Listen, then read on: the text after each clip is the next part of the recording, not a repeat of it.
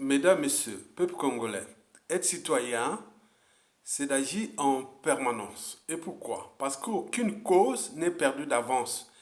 Et surtout quand elle est digne, juste, noble, légitime et voire civilisationnelle.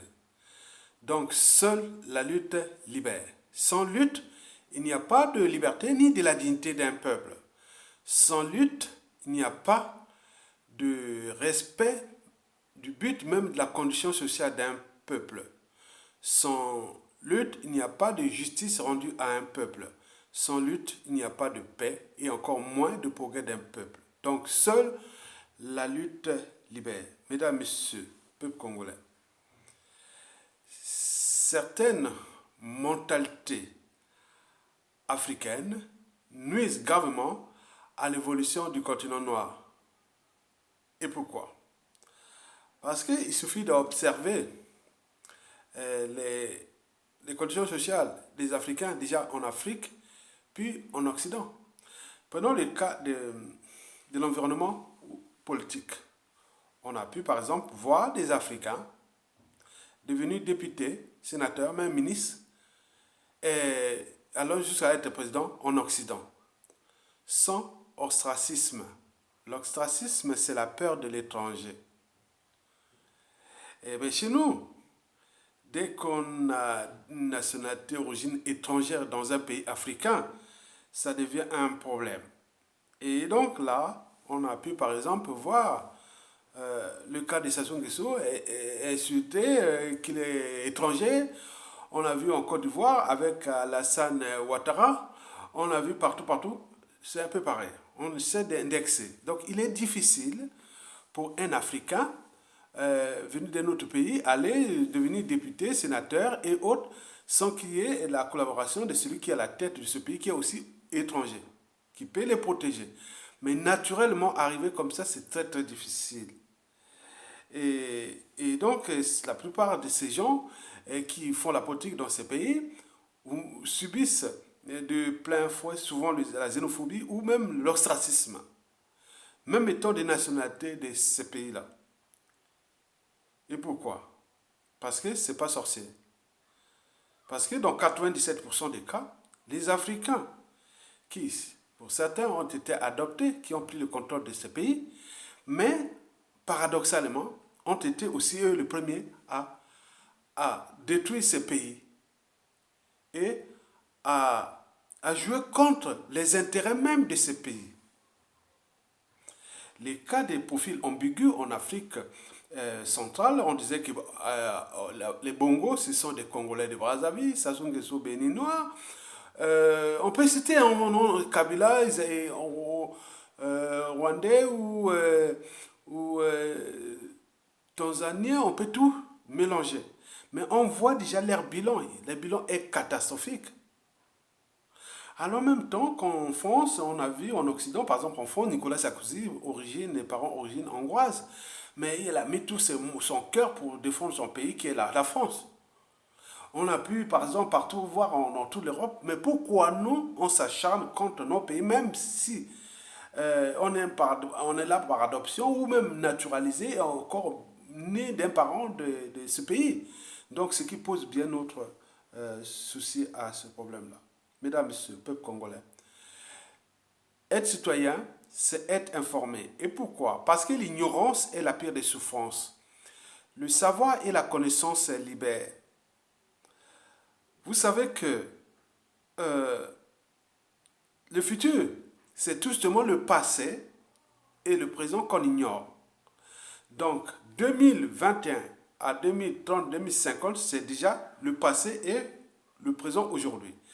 Donc, ce que nous subissons aujourd'hui, c'est déjà le passé qui était déjà là, qui est aujourd'hui, c'est traduit au présent aujourd'hui. Donc, c'est les raisons pour lesquelles on dit le futur ou l'avenir, c'est tout simplement le passé et le présent qu'on ignore. Et que la mémoire se transmet et l'espoir se donne. Mesdames, Messieurs, peuple congolais, ceci dit, je ne veux pas ici, ou je ne suis pas ici en croisade contre Jean-Dominique Okemba, ni contre l'Imboshi, et encore moins contre les Béninois. Je peux vous informer que Jean-Dominique Okemba n'est pas congolais de souche. Autrement dit, c'est quelqu'un qui a été naturalisé. On peut se dire comme ça. Bon, ça ne pose pas de problème. Mais ce qui pose problème, c'est ce que je vais vous expliquer. Et qui est d'ailleurs écrit dans le texte, dans le titre. Bon, je vais commencer parce que le titre est éloquent. Hein. Vous avez vu que vous ai donné. On dit que Okemba a dit qu'on a tué le poule. Le ciel n'est pas tombé. Et pourquoi? C'est pour 5 raisons. Et pour vous exposer ces 5 raisons, nous allons repartir voir le personnage déjà en 2016. Regardez cette image. Cette image date de juin ou de juillet 2016, quand le général Mokoko fut arrêté. Qui vous voyez là? Vous voyez Jean-Dominique Okemba et qui Jean-François Ndengue Fete. Mais vous allez comprendre le lien qui est presque devenu viscéral entre Jean-François Ndengue et Jean-Dominique Okemba. Ça ne date pas que d'aujourd'hui, ça date depuis les années 60. Et donc, le passé, plus le présent, c'est l'avenir. Donc, vous allez comprendre pourquoi il faisait la fête ce jour-là à l'arrestation du général Jean-Marie Michel Mokoko, le président élu congolais. Par la suite, et dernièrement, en 2019, il a d'ailleurs dit que bon ben, si Sassou Nguesso, tu libères Jean-Marie Michel Mokoko, ta place sera, tu vas prendre sa cellule. Donc on mesure le lien qui est entre Sassou Nguesso et Jean-Dominique Okemba.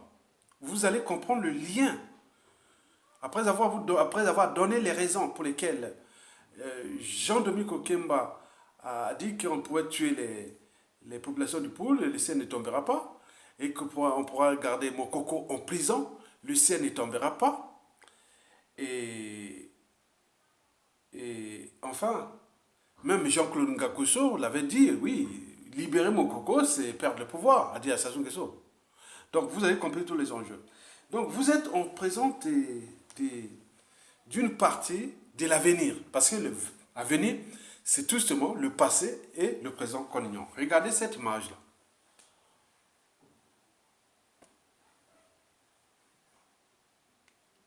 C'était la fête au village, à l'arrestation du président élu Jean-Marie Michel Mokoko.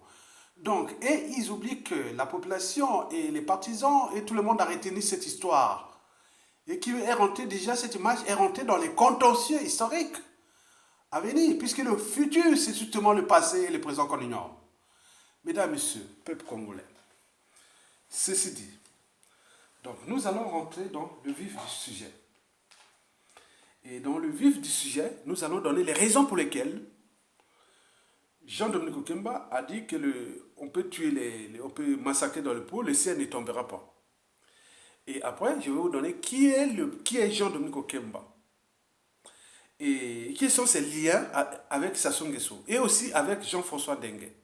Ces 3 personnages clés de la vie de Jean-Dominique Okemba. Retenez bien, Sassou Nguesso et Jean-François Ndengue, c'est 2 personnages clés de la vie de Jean-Dominique Okemba. Mesdames, Messieurs, peuple congolais, regardez cette image. Ça s'est passé lors... non, là, le mot a été dit. Hein. On a tué dans le pool, le ciel n'est pas tombé. Jean-Dominique Okemba, la source qu'ils ont écrite, il suffit d'aller voir la vidéo. Je n'ai pas eu le temps d'aller montrer la vidéo qu'il montrait. Voilà, donc je n'ai pas les instruments là pour mettre la vidéo. Donc la vidéo là, il était au village avec les sages Mboshi. Ça s'est passé dernièrement. Et donc, l'amiral sans flotte l'a bien dit ceci, et qui aujourd'hui énerve toutes les populations du Sud Congo, et notamment la population du pôle.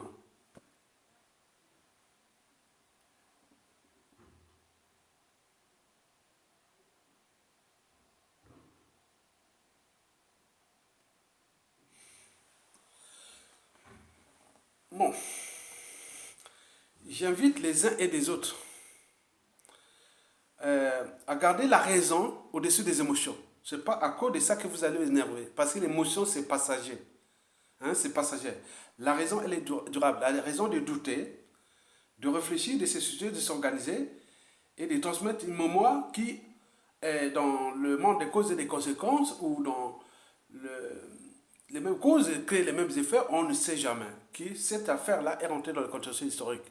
Mais pour ceux qui ont la raison, qui ont le sens de l'émotion au-dessus de la raison, vous aurez perdu dans cette vidéo que je suis en train de faire. Donc vous devez garder la raison au-dessus des émotions et la raison au-dessus de l'appartenance.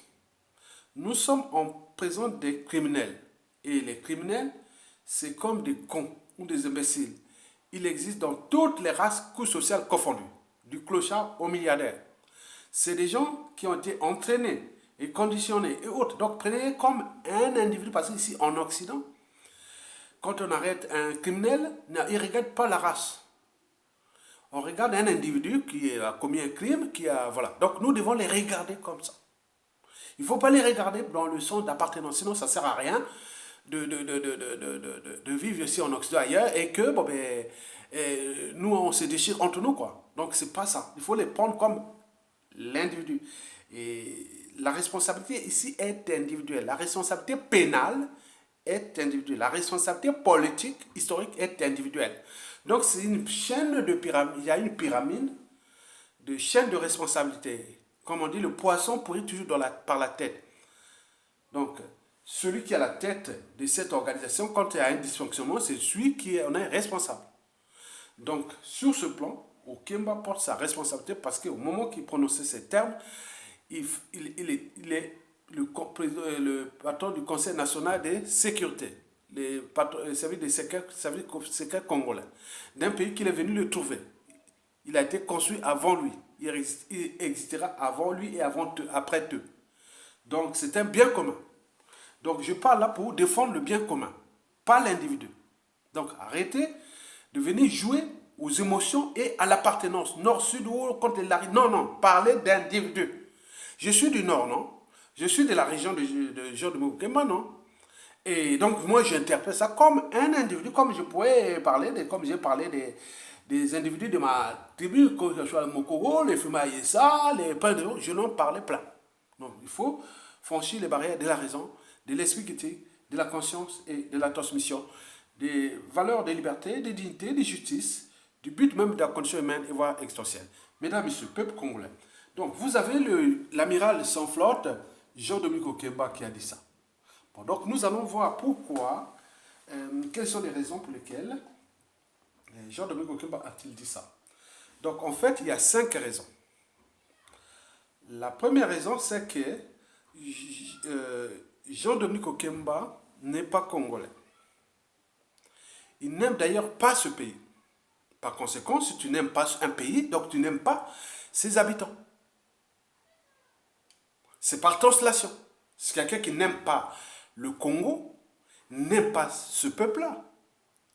On est d'accord? Donc, on peut tuer, massacrer, on s'en fout. Donc, Jean-Dominique Okemba n'est pas... Elle a les mentalités d'un Africain qui n'aime pas son pays d'adoption. Ça, c'est la première raison. Et cette raison, je vais vous l'expliquer au moment que je vais faire le décryptage de qui est Jean-Dominique Okemba. Il n'a pas d'ascendant au Congo. Il n'a que la descendance au Congo, mais il n'a pas d'ascendant. Donc, si on parle de génétique de Jean-Dominique Okemba, comment au Congo qu'avec lui? Mais avant, il n'y a pas. Il veut dire, mais ça vient d'où? Vous allez le comprendre. La deuxième raison, c'est que Jean-Dominique Okemba est quelque part un peu comme prédisposé au comportement antisociaux et criminogène. Il me semble que c'est dans le sang. il a ces comportements antisociaux, c'est-à-dire empoisonner, tuer, les fétiches et tout, c'est comme si c'est dans le sang.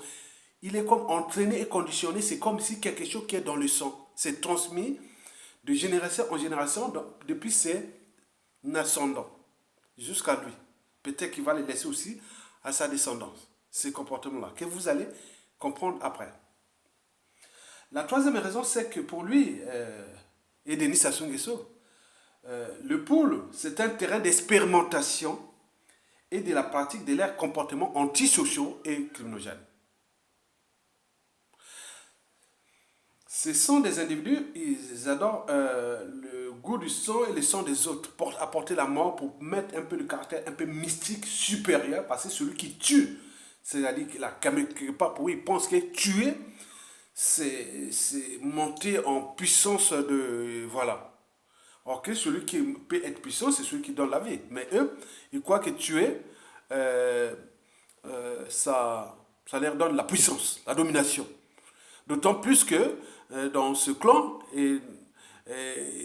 la franc-maçonnerie anti-sociale et criminogène, ça devient leur entreprise. Donc tout le monde, il y a des cadres francs-maçons dans la famille, dans le clan. Il faut être franc-maçon, anti-social et criminogène, c'est la force franc-maçonnerie. Donc là-bas, il y a des cadres, c'est-à-dire c'est comme si vous avez un doctorat, un professeur, docteur, ingénieur en franc-maçonnerie. Et donc quand tu atteins ces niveaux, donc pour eux, il faut du sang, il faut tuer. Donc nous sommes en présence des criminels. Et ils ne sont pas les seuls, puisqu'ils ont entraîné, ont conditionné beaucoup de Congolais aussi. Mesdames et messieurs, le peuple congolais. La quatrième raison, c'est le fait d'entraînement et de conditionnement. Quand vous tuez les gens, il n'y a pas de réaction. La nature aurait du vide. Vous faites ça régulièrement, s'il n'y a personne qui réagit, voilà. Je vous avais donné un cas d'école. C'était une tante maternelle qui était divorcée au village. Et le monsieur partait des kilomètres, son mari, il venait le chercher pour l'imposer à la tante maternelle de repartir dans le foyer.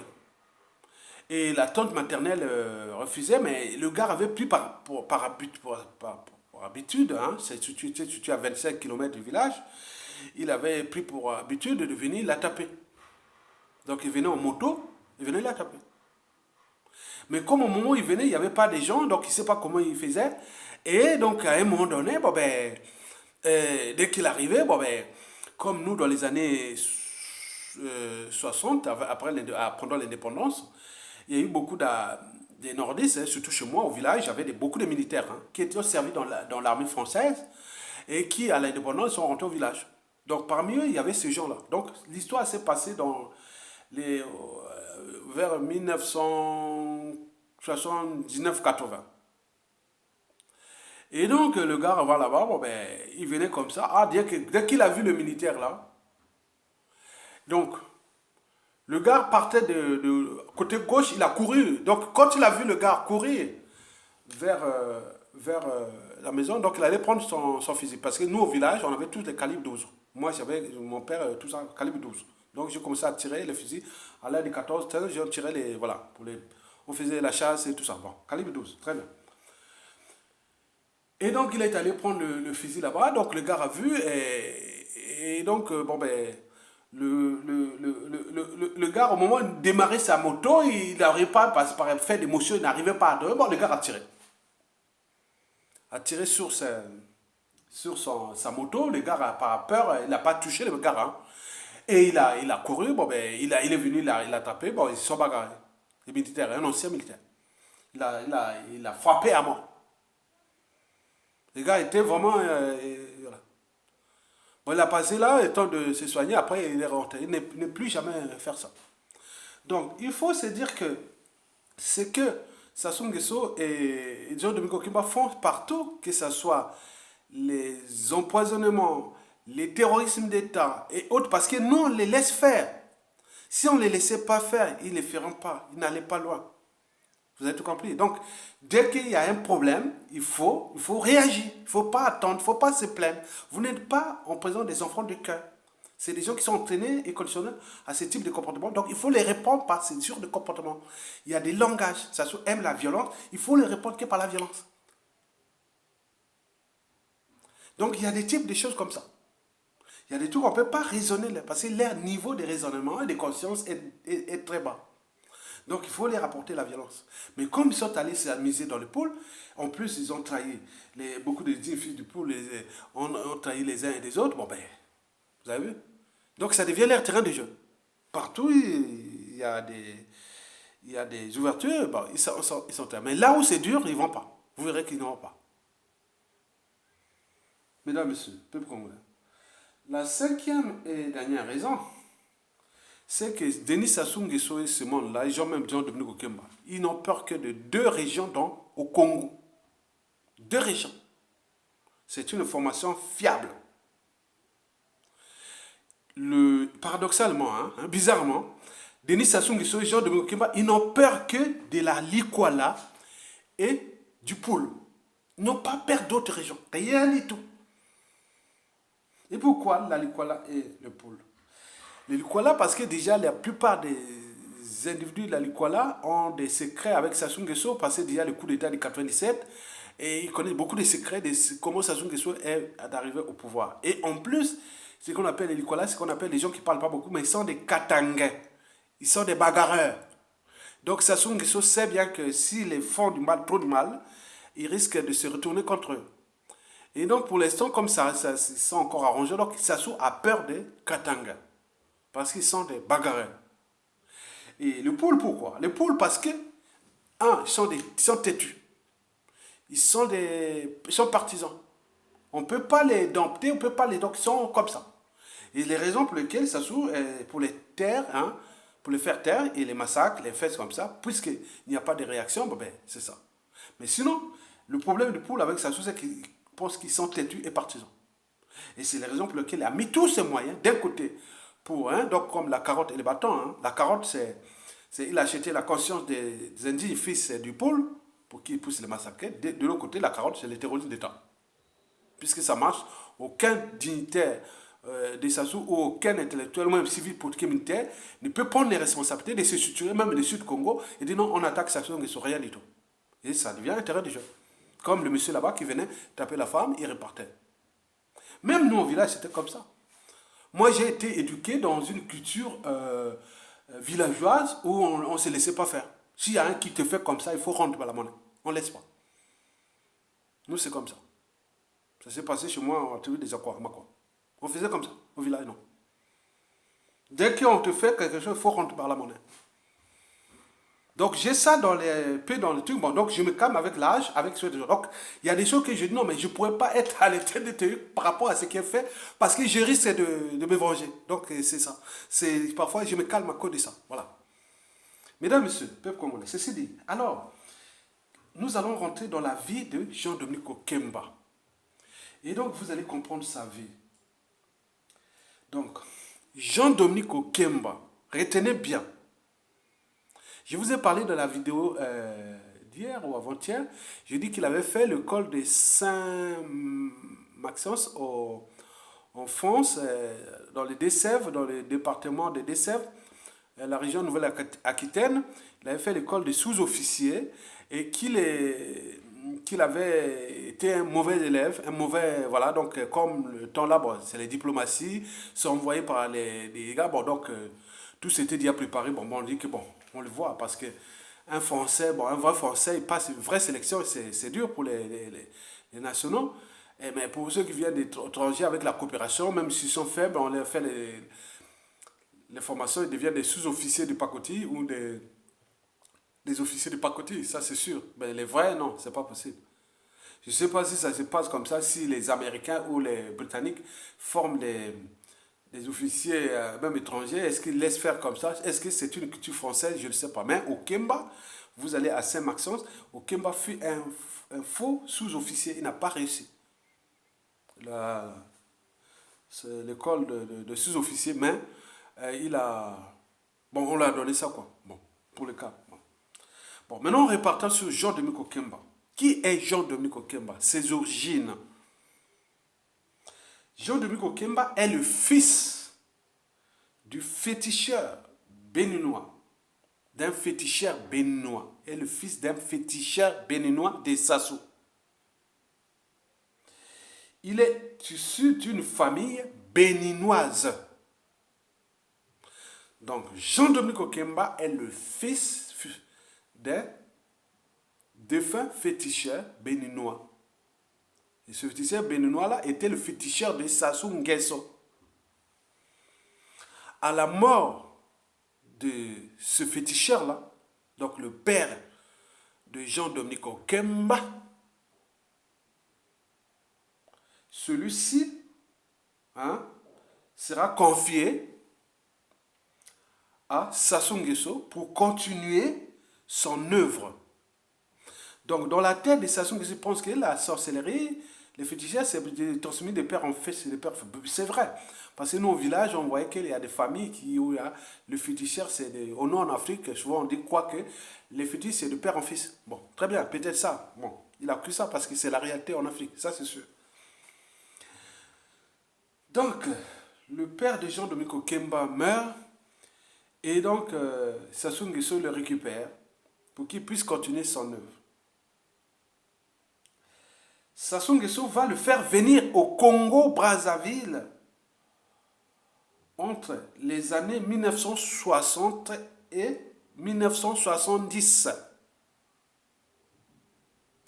Sassou Nguesso, en 1970, il sort de formation en Algérie en 1902. Il est déjà au cœur des activités politiques. En 1966, il est déjà dans l'épouse qui va chercher à libérer Marien Ngouabi. Puis, en 1968, il est au cœur du pouvoir de Marien Ngouabi. Il est déjà là. Donc, il avait certainement des passe-droits et autres pour placer ses siens déjà. Et donc, le futur, c'est justement le passé qu'on ignore. Et le présent qu'on ignore. Donc, Sassou Nguesso va le faire venir au Congo entre les années 1960 et 1970. Et il sera enrobé dans l'armée congolaise. Regardez, pour ceux qui ont les documents des années 68, 69, 70. Et puis, en RDC, il sera enrôlé dans l'armée, puis il va en RDC avec le grade de caporal. Donc il rentre d'abord dans l'armée congolaise, après il va en RDC avec le grade de caporal. Et qu'est-ce qu'il va faire en RDC? Il devient attaché militaire du Congo en République démocratique du Congo. Il va exercer cette fonction pendant 20 ans. Donc, 20 ans là-bas. On dit même qu'il aurait... il avait même les mines où il exploitait, il faisait du trafic des minéraux. Des mines. Il s'est enrichi avec ça aussi, cet argent. Il aura fait beaucoup d'argent là-bas. Ce qui lui a permis d'apprendre d'abord là-bas les lingala auprès de sa compagne zaïroise. Il vient du Bénin, il est au Congo, il ne sait pas le faire, donc pour les brouiller. Donc il y avait un plan qui était déjà préparé. Donc il rentre là où il vient du Bénin, on l'amène là, on le fait rentrer dans l'armée. Et après, il court, on le fait sortir, après on l'amène en RDC pour attacher militaire. Donc ça doit être dans les années 1970, dès qu'il commence là en 1970, là Sassou Nguesso monte là, en 1970, il est déjà au cœur du pouvoir de Marien Ngouabi, jusqu'à l'éliminer en 1977 et prendre le contrôle du pays après. Donc, dans ces cas-là, donc, Jean-Dominique Okemba attaché militaire là-bas en RDC. Et donc, il a une femme zaïroise, il fait des affaires de minéraux et tout ça, il s'est enrichi à construire un petit pactole d'argent, c'est sûr. Donc, il sera rejoint par Jean-François Ndengue en RDC. Et pourquoi faire? C'est Jean-François Ndengue qui va l'initier à parler la langue mboshi. Puis, tous les deux rentreront au Congo, Brazzaville, mais j'ignore en quelle année qu'ils sont rentrés. On ne sait pas l'année qu'ils étaient rentrés. Et donc, c'est Jean-Dominique Okemba vient du Bénin, l'enfant du féticheur de Sassou Nguesso, et qui veut continuer son œuvre. Et puis, il envoie, le fait rentrer dans l'armée. Après, du coup, même pas grand-chose. Il la ramène en, en RDC pour attaché militaire. Et 20 ans après, bah, il revient au Congo. Et pendant ce temps, là-bas, il aurait rencontré une Zaïroise qui l'aurait appris à parler lingala. Et Jean-François Dengue l'aurait rejoint pour aller apprendre l'emboshi. Et tous les deux seraient rentrés, on ne sait pas quelle année. Est-ce que c'est pendant le début des Sassou Nguesso 1 et 2? Pour ceux qui ont les informations, voient Jean-François Dengue. C'est à quelle année on parle de lui voilà, quelle année? C'est des années 80, donc il faut chercher là. Cherchez-nous, trouvez-nous quelque chose de là. Donc il y a un hiatus là. Donc c'est une expertise. Mais pour là, les cycles là. Donc Jean-Dominique Okemba est un apatride dans notre pays. Donc il faut se dire qu'il n'y a pas de lignée d'Okemba chez nous. Donc pas d'ascendants dans notre pays, à part ses enfants qui sont ses descendants, reconnus au Congo. Jean-Dominique Okemba est un apatride qui veut devenir le président. Et quelles seront les conséquences au regard de son profil déjà ambigu et de son comportement liberticide, antidémocratique et surtout antisocial et clinogène. Donc ce pays pourra devenir une grande cour de récré de fétiches ou de féticheurs.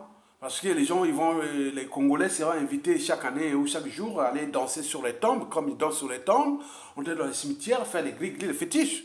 Comme si on peut diriger un pays que par les fétiches. Bien entendu, ils ont dirigé ce pays-là par les fétiches.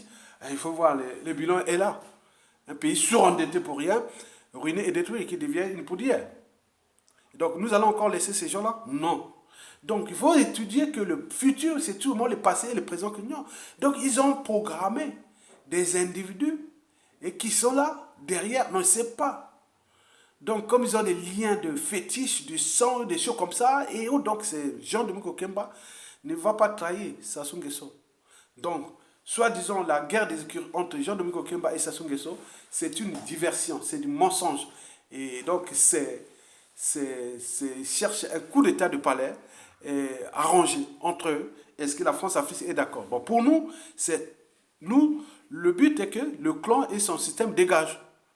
Donc personne ne va plus jouer aux émotions, à l'appartenance, à la division. Vous voyez comment les gens sont entraînés et conditionnés à occuper notre pays et surtout pour nous massacrer et ruiner ce pays qui est déjà ruiné. Ils viennent pour faire quoi encore? Ils prennent le pouvoir, qu'est-ce qu'ils vont faire encore? Le pétrole déjà une ressource déjà du passé. Et qu'est-ce qu'ils vont encore faire? Sinon que la sorcellerie, les banditismes, les empoisonnements, les assassinats, ils vont jouer que ça. Vous allez laisser encore ces gens-là? Non. Bon, je voulais aussi terminer par un article qui a été publié qui a suscité des réactions, celui d'Alain Akoladipo. Bon, il n'est pas habilité à parler du tribalisme, non. Il a nourri un régime, il a été dans un régime, il est toujours dans un régime qui a pour mode de gouvernance la division du tribalisme. Donc, il n'est pas crédible à parler de ça. Donc, nous, le but est qu'on cesse d'accompagner ce genre de publications parce que le but est de créer des amalgames, et surtout les amalgames et les négationnismes, tout va entraîner ce genre de division. C'est l'art de diviser pour régner. Donc Sassou Nguesso n'a plus de marge de manœuvre parce que les fétiches, ça ne marche plus. Et ce qui derrière la domination, ça ne marche pas. La division, ça ne marche pas. Mais les gens sont en train de chercher toujours à parler de division. Parce que quand vous avez entendu l'article de Tipo Akola, mais vous voyez que tous les gens qui sont des auxiliaires de cette scission ou de l'autre sont montés en puissance. Alors que l'enjeu, c'est pas ça. L'enjeu, c'est Sassou dégage. Point barre. Parce que s'il s'essaie de diviser ce pays, Sassou n'aime pas ce pays, il aurait déjà divisé. Créé par exemple un référendum et autres. Mais comment diviser ce pays alors que ses ressources sont à Pointe-Noire, dans le sud? Ce n'est pas. C'est la diversion. Donc rentrez pas dans ce jeu-là. C'est leur jeu. Nous l'avions dit et répété que notre objectif est Sassou dégage. Point barre.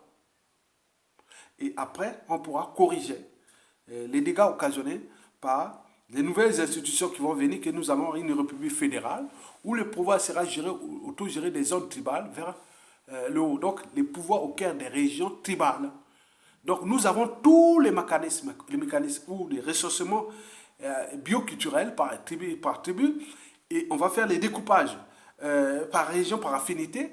Et de ça, on va laisser ces régions-là semi-autonomes, comme les Länder en Amérique, en Allemagne, ou les États américains, donc effort de fédéralisme.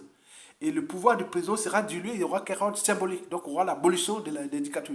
Et donc, celui qui veut avoir parlé de ça, donc les régions, les tribus auront des pouvoirs énormes.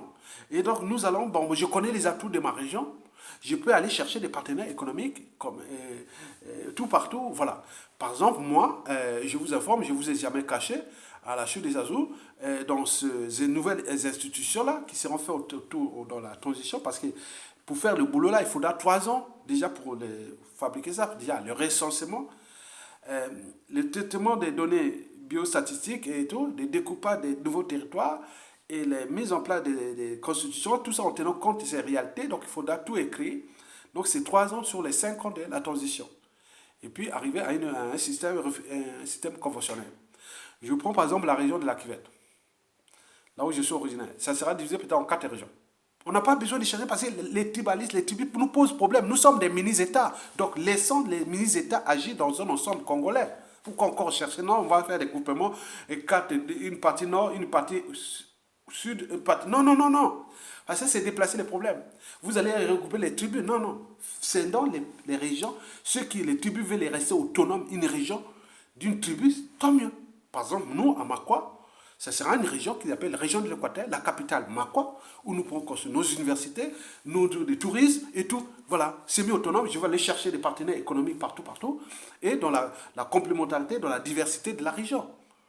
Donc, moi, j'ai une région qui s'appelle la région de l'Équateur, qui part de Makwa, à l'Équateur, qui va au nord jusqu'à 80 km au nord, en traversant la Mambili, et le côté est, c'est-à-dire en allant vers Mosaka, c'est jusqu'à 150 km.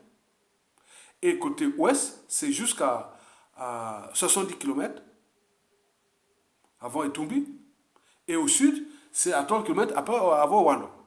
Et donc, toutes ces régions-là, nous avons l'Équateur, le tourisme, nous avons les savanes, nous avons les forêts, nous avons les faux, nous avons les munitions, nous avons tout pour dynamiser une région qui sera semi-autonome. Et on pourra gérer les territoires là techniquement. Donc, il n'y a pas besoin de chercher encore. Et pour arriver au niveau fédéral, vous allez d'abord, vous prouvez votre compétence, votre centre d'intérêt général, d'abord au niveau local, puis arriver au niveau régional, puisque vous aurez les régions seront des régions puissantes. Et à quoi là qui doit être d'Abala, vous aurez peut-être la région d'Abala, où vous allez s'associer avec la Lima ou pas, donc on va découper ça.